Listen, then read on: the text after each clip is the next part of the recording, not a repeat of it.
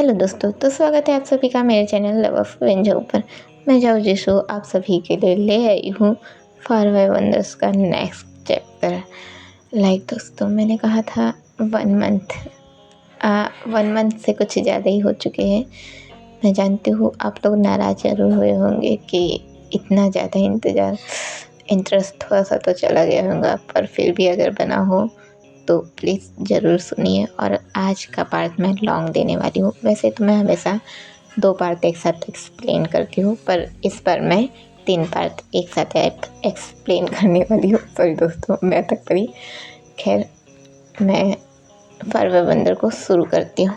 डोंगटिंग में इकट्ठा हुए नायकों के लिए मौसम की कोई परवाह नहीं थी, क्योंकि आसमान बिल्कुल काला था। बारिश होने ही वाली थी। वहाँ एक आदमी उदास होकर खड़ा था, जो अपने शहर के बारे में सोच रहा था। गौचोंग ने मध्यदेश समयू को भागदौड़ सौंपने के लिए पद छोड़ दिया। झाओ भीड़ में छुपे हुए अपने बगल में बैठे इंसानों की बातें सुन रहा था। एक दिन मुझे भी उसके जैसा बनना चाहिए। झाओ के गुरु का बहुत जल्दी निधन हुआ था और झाओ पर जिम्मेदारी आ गई थी। लेकिन झाओ उस वक्त बिल्कुल ही वो थोड़ा सा ये था, होते ना, लगभग अपना ज़्यादा एज का नहीं था। वो 15 से ज़्यादा भी नहीं था। वर्तमान सम्राट जब 15 साल का था, तब भी वह जैसे तैसे अपना समय को इंतज़ार कर रहा था। नॉन निंग वांग जब वो 15 साल का था, तब तो शराब मौज मस्ती करता रहता था। यही कारण है कि लियांग कुछ महीनों के लिए एकमात्र संवेद बन गया था। लेकिन उनके रिश्ते में दरार कब से आ गई? शायद ये तब था जब लियांग ने पहली बार राजधानी को दौरा किया और परिवेश के बीच मनमुटाव को देखा। भाइयों को एक दूसरे की हत्या करते देखा गया। गौचोंग पहले से ही खड़ा था और सभी नायकों के सामने घोस्ट वैली की कड़ी निंदा कर रहा था। वास्तव में तुम सब क्या चाहते हो? शक्ति, निषेधारना, वैभव और धन? अगर आप इसी रास्ते में चलते रहे तो आपका अंत अच्छा नहीं होगा। प्लीज़ इससे बाहर निकलो। आँख के बदले आँख, खून के बदला खून से क्यों लेना चाहिए, जबकि इस दुनिया में लोगों को बिना मारे तकलीफ़ पहुंचाने के बहुत से तरीके हैं। झाओ मुस्कुराते हुए सोचा, लियांग हम दोनों के ही गलत है। उसी समय एक बच्चे की आवाज़ सुनाई दी। वो बोला, सर गाओ, आप सिर्फ शब्दों से ही कैसे इस नतीजे पर पहुंच सकते हैं कि भूत घाती ही इस सब के पीछे है? क्या ये बात थोड़ी बेतुकी नहीं है? सभी उसी को देख रहे थे। साथ ही झाओ भी बोलने वाला एक बौना आदमी था। अब वहाँ पर जो झाओ भी था तो वो भी देख रहा था, और जो बोल रहा था वो एक बौना आदमी है। इस समय दूसरे आदमी के कंधे पर बैठा हुआ था। वो जो बौना आदमी है ना, वो अभी किसी दूसरे आदमी के कंधे पे बैठा हुआ है। वो फेंग जियाओशोंग फेंग, और जिसके कंधे पर था गाओ शून्य थे। झाओ के मन में फेंग के लिए कोई बुरी भावना नहीं थी। फेंग नियमों का पालन नहीं करता था, बल्कि अपनी मर्जी से काम करता था। फेंग की आवाज़ कानों में चुभ रही थी। सर गाओ, आप भूत घाटी में उन दोस्तों की बात कर रहे हैं ना, पर आप सही व्यवहार नहीं कर रहे। माना कि किंग जू रोज के भूतों ने बहुत गलत काम किए हैं, वरना वो अच्छे इंसान होते। लेकिन मुझे माफ़ करें, क्योंकि घाटी के सख्त नियमों के अनुसार लोगों के वहाँ जाने के बाद वहाँ से उनके निकलने नहीं दिया जाता, और भूतों को सालों तक उत्पात मचाने से रोका जाता है। मुझे नहीं लगता कि उन्हें इस समय ऐसा कुछ करने की ज़रूरत है। गाओचोंग हंसना बंद कर दिया और उसे देखने लगा। फिर धीरे से बोला, क्या ये आप हैं भाई फेंग? फिर आपकी क्या राय है? भाई फेंग, फिर आपकी क्या राय है? और फेंग ने कहा, मुझे अपनी सारी शिष्टता से मुक्ति कर दो। तुम्हें लगता है कि मैं नहीं जानता कि तुम मुझे बाहर से भाई कैसे कह रहे हो, लेकिन अंदर से बौना। खैर इस बौने से अफवाह सुनी है, जरिए से कुछ सुना है कि, और वो तुम सभी बेरोजगार नायकों को चेतावनी देना चाहता है ताकि तुम जाकर कुछ शर्मनाक ना कर बैठो। छऊ ने फेंग के बारे में बहुत कुछ सुना था। किसी जीभ काट दिया था। अब उसने, हमारा जो फेंग है, उसने किसी का जीभ काट दिया था क्योंकि उसने उसके बारे में कुछ गलत बोला था। अब गाओचोंग गुस्सा हो रहा था, पर वो एक नायक था, उसे शांत रहना पड़ा। फिर कहा, आपने क्या अफवाह सुनी है सर? फेंग गुस्से में हंसा। तुम मूर्ख बन रहे हो। गाओचोंग में म्योंगे और यू तियानजे के बारे में कुछ नहीं जानता, लेकिन क्या तुम ये कहने की हिम्मत कर सकते हो कि झांग यूसेन और ताइसान के कुलपति की मौतों का लेपिस कवच से कोई संबंध नहीं है? वहाँ जितने भी लोग थे आपस में बातें करने लगे। झाऊ नोटिस किया कि गाओचोंग सीरियस होकर म्योंगे और मुरा झाओजिंग के बगल में चैंगलिंग बैठा हुआ था। सॉरी दोस्तों, बूढ़ा झाओजिंग के बगल में अपना चैंगलिंग बैठा हुआ था। उसने देखा कि कुछ बोलना चाहता था, कि हमारा जो चैंगलिंग है वो कुछ बोलना चाहता है, पर वो चुप हो गया। सभी कह रहे थे, झांग यूसेन का बेटा इतना कायर कैसे हो सकता है, क्योंकि वो इतना कमज़ोर है, तो वो आखिर झांग यूसेन का बदला कैसे ले पाएगा। फिर वे सभी चैंगलिंग की ओर मुड़े और कहा, चिंता ना करो बच्चे, हम तुम्हारे पिता और परिवार के लिए नायक की मांग करेंगे। चैंगलिंग का ध्यान झाऊ की ओर गया। चैंगलिंग के पास सिर्फ झाऊ था, जो कहता था, सब ठीक है, तुम सो जाओ, अगर कोई बुरा सपना आए तो मैं तुम्हें जगा दूंगा। फेंग मुस्कुरा रहा था क्योंकि उसने अनुरोध किया कि गाओचोंग सभी को अभी का जो लेपिस है वो कवच के बारे में बताए। चैंगलिंग ने अपना सिर नीचे किया, हवा का झोंका उसके और आया और चैंगलिंग के हाथों में कागज़ की गेंद आई। चैंगलिंग ने पहले देखा कहीं कोई उसे देख तो नहीं रहा, फिर उसने उसे उठा लिया।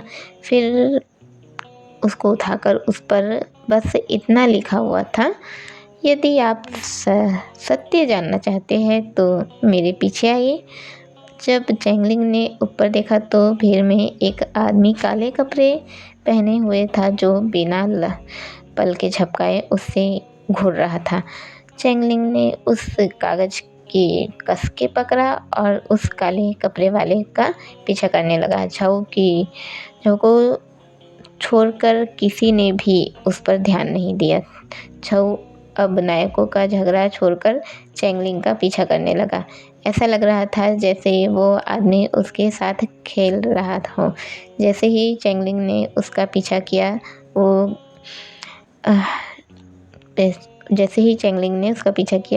वो गायब हो गया। चैंगलिंग ने उसका पीछा किया तो वो उसके पीछे पीछे जा रहा है, और वो ऐसा नहीं होता कि हम देख रहे, अचानक से गायब हो गया भाई बंदा। लेकिन थोड़ी ही देर बाद चैंगलिंग ने उस पर अलग अलग दिशाओं से, मतलब हमारे जो चैंगलिंग है उसके ऊपर अलग अलग दिशाओं से, मतलब अलग अलग जगह से छोटे छोटे पत्थर आ रहे हैं। चैंगलिंग ने अपने दांत पीसे और आगे बढ़ने लगा। चैंगलिंग ने किसी को खराटे लेते हुए सुना, ये झांग चैंगलिंग है, झांग यूसेन का बच्चा। क्या बकवास है, तुम बेकार हो। चेंगलिंग चार्ली ने तुम्हें बचाने के लिए अपनी जान जोखिम में क्यों डाली? वह तुम ही क्यों थे? तभी वो आदमी उसके सामने आया और चेंगलिंग का गला दबाने लगा। अचानक उसके पीछे एक साया दिखा, फिर वो उसके चारों ओर घूमने लगा। वो आदमी चुपचाप हंसा और चेंगलिंग को छोड़ दिया और ऊंची आवाज़ में कहा, मेरे कमज़ोर छिपे हुए दोस्त, तुम इस तरह के लड़के के लिए इतना परेशान क्यों हो रहे हो? तभी गहरे लाल रंग के कपड़े पहने एक आदमी आगे बढ़ा। चेंगलिंग के पैर कांपने लगे, वो उस लाल कपड़े पहने आदमी को देख रहा था। वह आदमी अचानक हंसने लगा। फिर उसने धीरे से पूछा, उस रात झांग होल्डिंग्स में क्या तुमने एक आदमी को देखा था जिसका एक उंगली गायब थी? चेंगलिंग हैरान हो गया। वो अपना सिर हिलाने की कोशिश कर रहा था। उस आदमी ने अपनी आवाज़ धीमी की और बोला, फिर से सोचो, क्या तुमने देखा था? अच्छे लड़के। उसकी आवाज़ जितनी धीमी थी उतनी ही मजबूत उसकी पकड़ थी। चेंगलिंग जैसे तैसे खुद को छुड़ाया और कहा, बाहर में जाओ। तुम लाल कपड़े पहने हमारा झांग चेंगलिंग है जो बोल रहा है, बाहर में जाओ। वो जो लाल कपड़े पहने हुए आदमी है, कुछ भी ध्यान नहीं आया। वो हंसा। हाँ या नहीं, चेंगलिंग जानता था कि वो चाहता है कि चेंगलिंग हाँ कहे, पर उसने उसके मुंह पर थूक दिया। उसकी पकड़ टाइट हो गई और अब चेंगलिंग और नहीं लड़ सकता था। आदमी की आवाज़ अब भी नरम थी। हाँ या नहीं? चेंगलिंग बेहोश हो गया था। अचानक ही वो आदमी दर्द से चिल्लाया और चेंगलिंग को छोड़ दिया। वो पीछे हटा और ज़मीन पर गिर गया। उसे दर्द हो रहा था। वह कौन है? एक दुबला पतला आदमी बाहर आया। लाल रंग वाले आदमी ने अपना वॉइस रिकॉर्ड ली। उसे देखते ही उसकी रूहें उठ गई, रूहें काँप उठी। वो खुद को रोक नहीं पाया। जैसे जैसे वो आदमी लाल रंग वाले का एक करीब आ रहा था, वो उससे दूर फिर उसने कहा, आप कौन हैं? झाऊ उससे छुपाने वाला था। वो बताना नहीं चाहता था कि वो कौन है। फिर वो, लेकिन जैसे ही झाऊ ने चेंगलिंग को गर्दन में चोट देखा, जो चोट का निशान देखा, झाऊ ने वहाँ जितने भी लोग थे उन्हें देखा और कहा, तुम्हें ऐसा क्यों लगता है कि मैं तुम्हें जवाब दूंगा? लाल कपड़े पहने आदमी के पास जितने भी लोग थे, वो चेंगलिंग और झाऊ को उन लोग की ओर चारों ओर ऐसे घेरा बना लिए। झाऊ ने उन पर कोई ध्यान नहीं दिया। नीचे झुककर चेंगलिंग को कॉलर पकड़ के खींच दिया और उसे उठा लिया। खड़े हो जाओ बच्चे, अपना सिर ऐसे नीचे मत करो। चेंगलिंग उसे देखने लगा। लाल रंग वाला आदमी, हम बच्चे से कुछ पूछना चाहते हैं मेरे दोस्त, मत पूछो। वो कुछ कहने वही वाला था, उससे पहले ही झाऊ बिजली की गति से आगे बढ़ गया था। उसने चेंगलिंग को जिसने यहाँ लाया था उसकी गर्दन पकड़ ली। वो आदमी डर के हकलाने लगा। वैसे तो वो आदमी मार्शल आर्ट जानता था, पर झाऊ लगभग भूत प्रेत जैसा चल रहा था और उसने उसका सबसे कमज़ोर हिस्सा पकड़ रखा था। झाऊ मुस्कुराया, क्या मैं तुम्हारा दादा हूँ? झाऊ की गिरफ्त में आदमी पहले तो चौंका, फिर गुस्सा हो गया, फिर चिल्लाने लगा, तुम पर वो इतना ही बोला पाया और झाऊ ने अपनी पकड़ कस ली और वो आदमी चीख पड़ा। वो आदमी झाऊ की चेस्ट पर मारना चाहता था, उससे पहले ही उसकी बाह उखड़ गई। झाऊ ने धीरे से कहा, मुझे बताओ, क्या मैं तुम्हारा दादा हूँ? लाल कपड़े वाले आदमी ने गुस्से से पूछा, तुम्हें क्या चाहिए? झाऊ उसकी ओर देखा और गुस्से से मुस्कुराते हुए, बस कुछ छोटी मोटी बातें हैं, दूसरों को कामों में नाक मत घुसाओ। झाऊ ने उसे छोड़ दिया और वो आदमी गिर गया। उसी समय दो और लोगों ने उन पर हमला किया। एक सीधे चैंगलिंग पर हमला किया और दूसरे ने झाऊ पर हमला किया। उसके हाथ में एक घुत था, मतलब एक हुक था जिससे सड़े मांस की बदबू आ रही थी। झाऊ ने उसकी छाती पर लाल भारी, उसके मुंह के खून बाहर आए। फिर झाऊ पीछे भागा ताकि वो चैंगलिंग के पीछे के हमलावर को मार सके और दोनों गिर गए। झाऊ ने चैंगलिंग की गर्दन पकड़ा, बिल्ली के बच्चे की तरह एक तरफ फेंक दिया और बोला, यहाँ रुको और हिलना मत। चैंगलिंग को लगा जैसे उसका शरीर पंख की तरह हल्का हो गया। उसकी आंखें चौड़ी हो गई और उसने चुपचाप कहा, शिफू। सभी लोग झाऊ पर हमला कर रहे थे, पर लाल रंग वाला आदमी चुपचाप खड़ा था। चैंगलिंग ये नज़ारा देखकर अपनी पलकें भी नहीं झपका रहा था। उसे अपने पिता की बातें याद आने लगी। वो उन्होंने मार्शल आर्ट को लेकर बताए थे।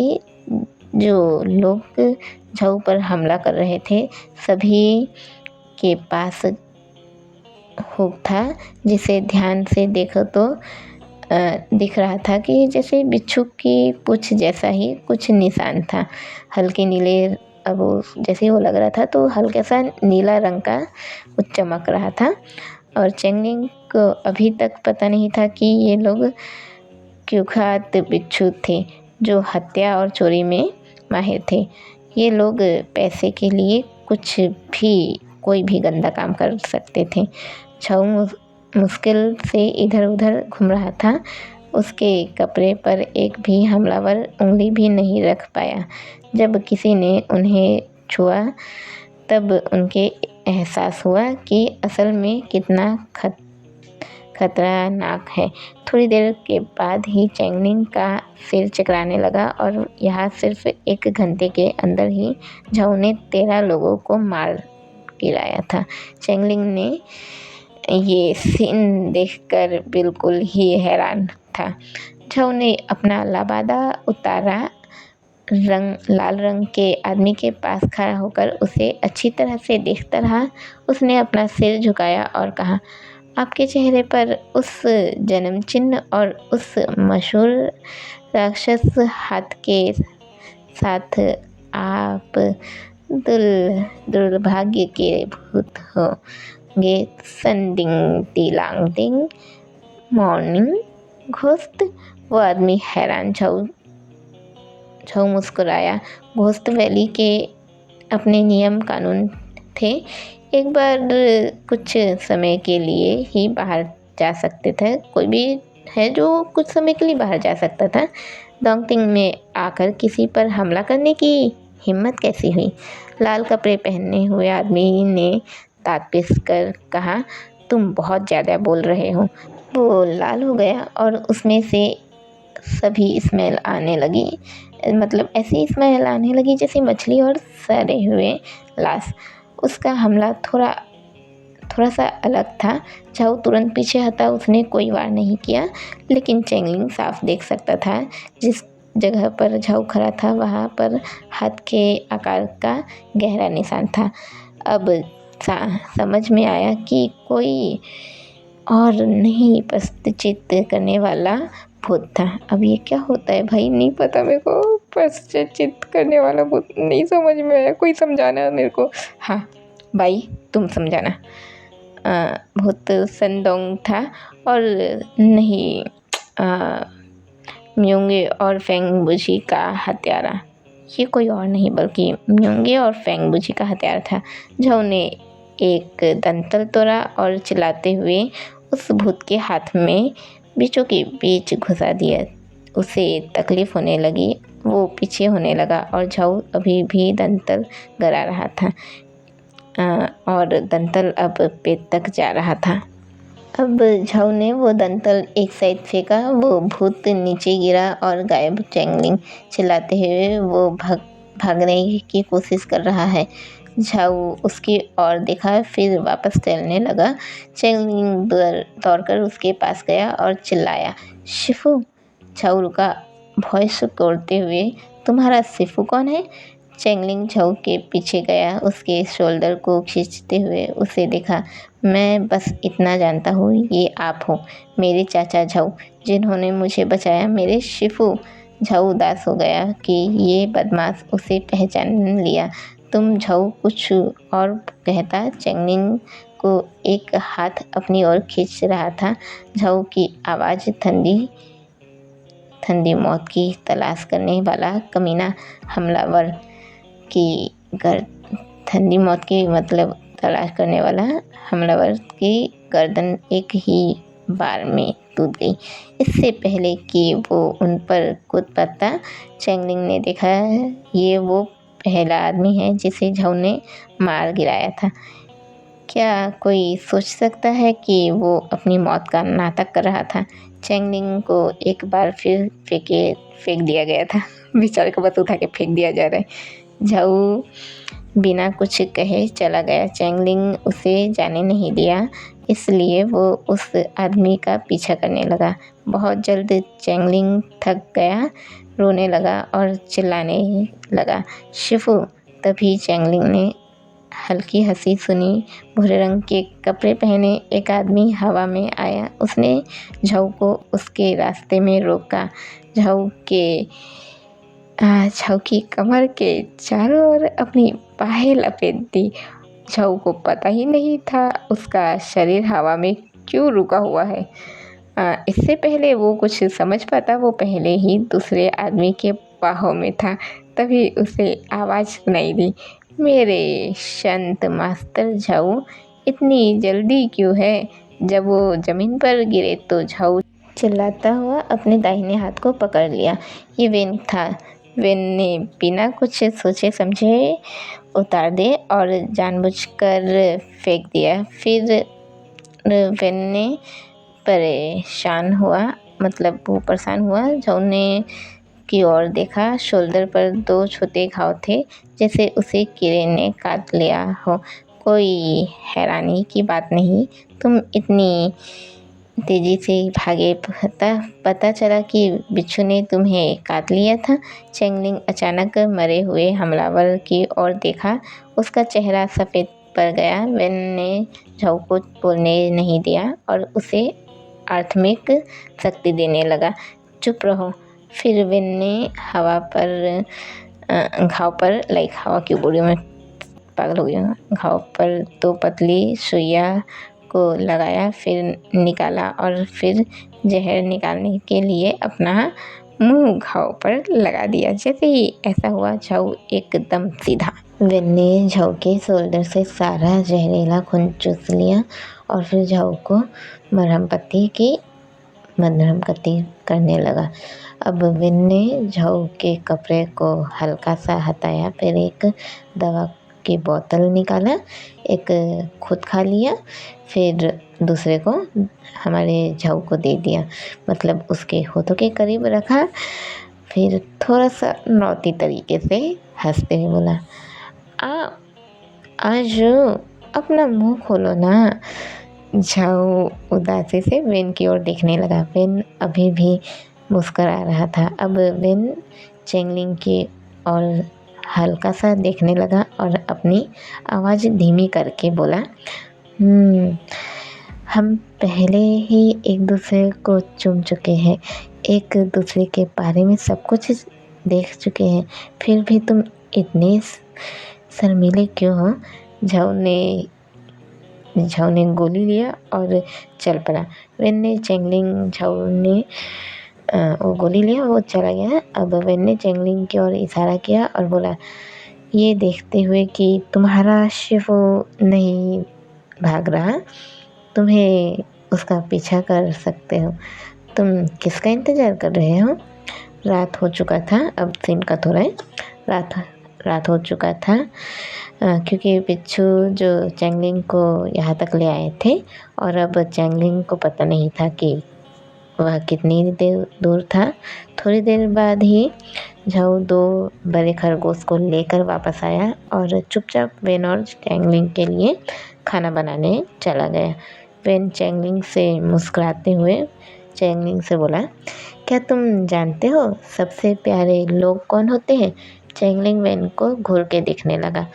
वो कुछ समझ नहीं पाया था क्योंकि उसका शिफू घायल था, लेकिन फिर भी ये आदमी बिना पसीना बहाए उसे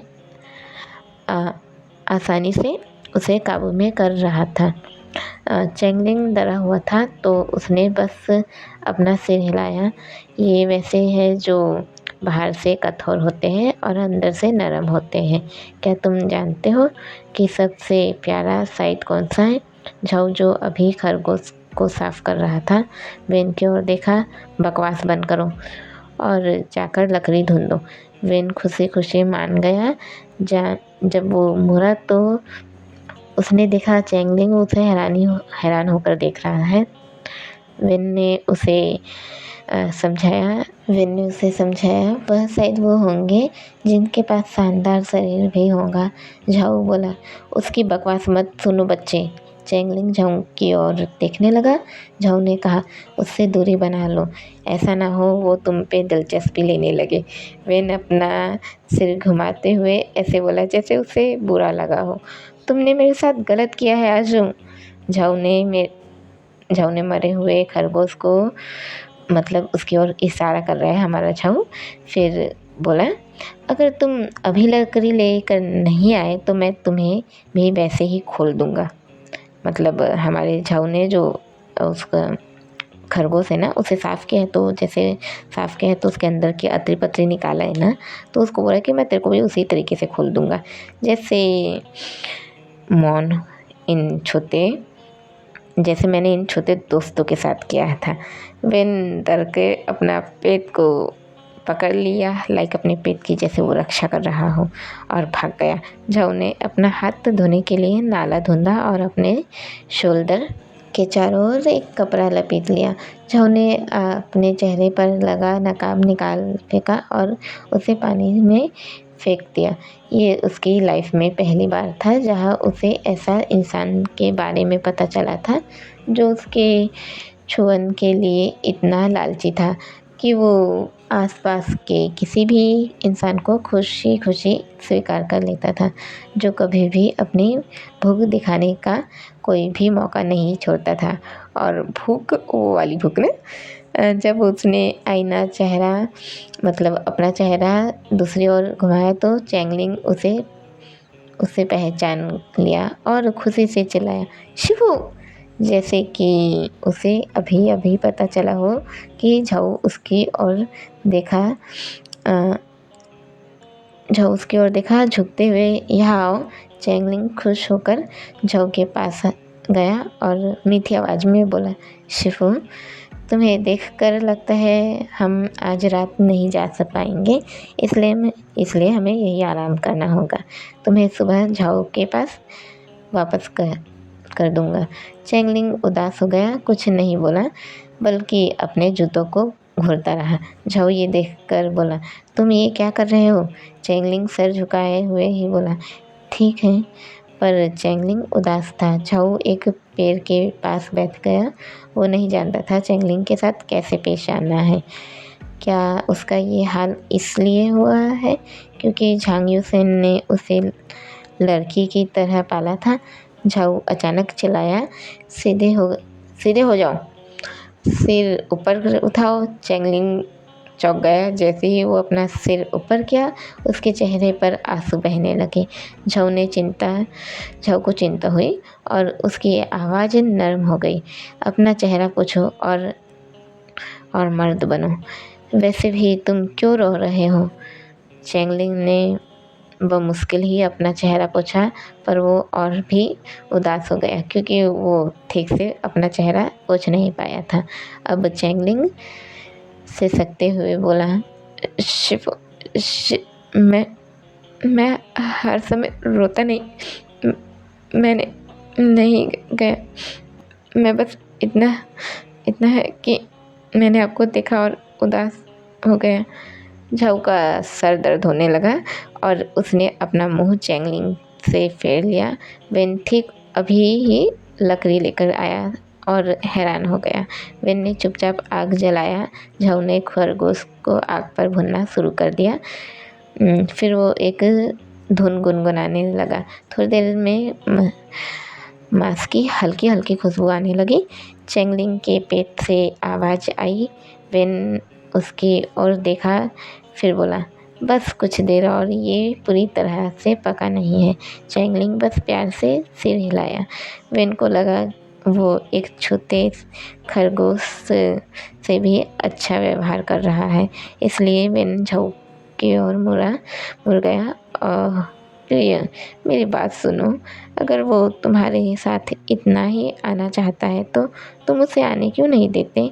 अगर तुम ऐसे अपनी नज़री से दूर रखना चाहते हो तो बार बार उसकी मदद क्यों करते हो? झाऊ खड़ा हुआ और आगे सेकने लगा। वेन ने झाऊ को जूते की नोक से लात मारा और बोला, मैं तुमसे यही पूछ रहा हूँ। झाऊ बोला, मैं उसे बचाता हूँ क्योंकि मुझे ये करना पसंद है। चैंगलिंग अचानक बोला, असल में आपको ऐसा करने की कोई ज़रूरत नहीं है शिफू, मैं सिर्फ मुसीबत लाता हूँ। बहुत सारे लोग हैं जो मुझे मारना चाहते हैं। मैं किसी भी काम में अच्छा नहीं हूँ और मैंने उन्हें आपको चोट पहुँचाने के लिए प्रेरित किया है। वेन बोला, चिंता मत करो, उसकी त्वचा सबसे मोटी है। चैंगलिंग वेन की ओर देखने लगा। वेन बोला, उसकी भुजाओं को देखो, उसके कलाई से ऊपर की त्वचा बिल्कुल अलग है। तुम सिर्फ अपनी जान बचाने के लिए झूठ नहीं बोल सकते, लेकिन वो अभी भी मेरे सामने नहीं बोल सकते। खुद को लाने को तैयार ही नहीं है। अभी वो मतलब हमारा जो झाऊ है वो अपनी सच्चाई सामने नहीं दिखाना चाहता अभी।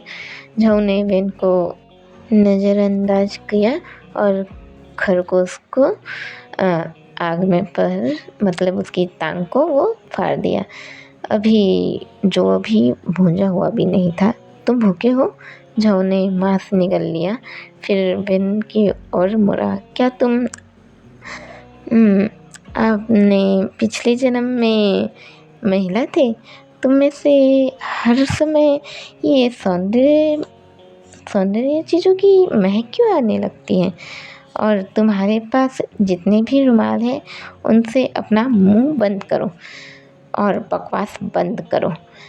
अब वेन तुरंत चुप हो गया। जल्द ही खरगोश भुने जा चुके थे। वेन, चैंगलिंग और झाऊ मिलकर खा लिए। अब तीनों आग के पास ही बैठे गए और आराम करने लगे। झाऊ ने अपना आंखें बंद की और वेन चैंगलिंग से बात करने लगा। तुम्हारा कुंफू इतना ख़राब क्यों है? क्या तुम्हारे पिता ने तुम्हें कुछ भी नहीं सिखाया? चैंगलिंग बुदबुदाते हुए बोला, असली मैं आलसी हूँ। वेन कुछ सोचने के बाद सिर हिलाते हुए बोला, जब मैं छोटा था और मेरे पिता मुझे चीज़ें सिखाते थे तो मैं भी आलसी था, लेकिन बेवकूफ़ नहीं हूँ। झाऊ हंसने से खुद को रोक नहीं पाया। फिर वेन ने चैंगलिंग से कहा, क्या तुम कुछ सीखना चाहते हो? चैंगलिंग तुरंत अपना सिर उठाकर वेन को देखने लगा। उसकी आंखों में जोश देखकर वेन हैरान रह गया। वेन बोला, तुम अचानक भेड़िए में क्यों बदल गए? चैंगलिंग अचानक घुटनों के बल बैठ गया। सर प्लीज़ मुझे सिखाइए, मैं आपके लिए कुछ भी करूँगा। वेन अचानक अपना गला साफ करके खांसते हुए बोला, देखो मुझे बच्चे, मैं तुम में कोई दिलचस्पी नहीं है। चैंगलिंग ने के लगातार घुरने से वेन झाऊ जैसे ही हरकत करने लगा। अब वेन इधर उधर देख रहा था। फिर कुछ देर बाद वेन खड़ा हो गया। अब वो खुद को साफ़ करने लगा, लाइक हम लोग कहीं धूल मट्टी की जगह में बैठे हुए हैं तो धूल लग जाती है, तो जिसको वो साफ़ कर रहा है।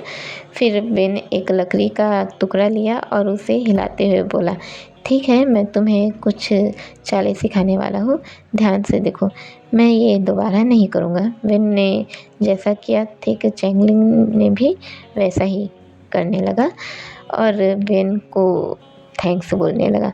आधी रात होने के बाद भी वो लोग प्रैक्टिस कर रहे थे। चैंगलिंग के बाद भी वो चैंगलिंग को देखकर भी मतलब ये लग ही नहीं रहा था कि वो थका हुआ है। अभी भी चैंगलिंग पूरी ताकत से प्रैक्टिस कर रहा था। पेन चुपचाप एक तरफ बैठ गया। पेन जो मुस्कुरा रहा था अब वो शांत हो गया और कुछ सोचने लगा। अचानक पेन को झाऊ की कोमल सी आवाज़ सुनाई दी जो सो रहा था। तुम्हारा अंतिम नाम वेन है। तुम्हारे लिए दिव्य वेन रुयू कौन था? वेन का पूरा शरीर काबू था। थोड़ी देर बाद वेन ने अपना सिर नीचे किया। वो मेरे पिता थे। झाऊ हैरान। झाऊ वेन को घूर के देखने लगा। झाऊ ने सीरियस होकर कहा, मैंने हमेशा दिव्य वेन रुयू के बारे में सुना है और उनका सम्मान किया है, जिनके पास अपनी तलवार चमकदार फॉल है, जो अपनी पत्नी और प्रतिभाशाली वैद्य ग्योमियों के साथ ज़रूरतमंदों की मदद करने के लिए यात्रा करते थे और बाद में अकेले जीने लगे। मुझे कभी ये एहसास नहीं हुआ कि तुम उनके वंशज हो। इस बात के लिए मैं माफ़ी चाहता हूँ और फ़िलहाल मैं माफ़ी चाहती हूँ कि मैं आप सभी को बस इतना तक ही सुना रही हूँ। जानती हूँ बहुत ज़्यादा इंतज़ार करवाती हूँ, पर कुछ बातें ऐसी होती हैं कि हम नहीं कर पाते। लाइक दोस्तों, ये ऑलरेडी इंग्लिश में है, जो कि आप में से कई लोगों ने इसे रीड किया होगा। अब इसे हिंदी में ट्रांसलेट करना, फिर अपनी कॉपी पर लिखना, फिर उसे एक्सप्लेन करना। लाइक चाहूँ तो मैं तुरंत रीड करके एक तरफ पेज से रीड करके दूसरी तरफ मैं रिकॉर्डिंग कर सकती हूँ, पर मुझे भूलने की आदत है।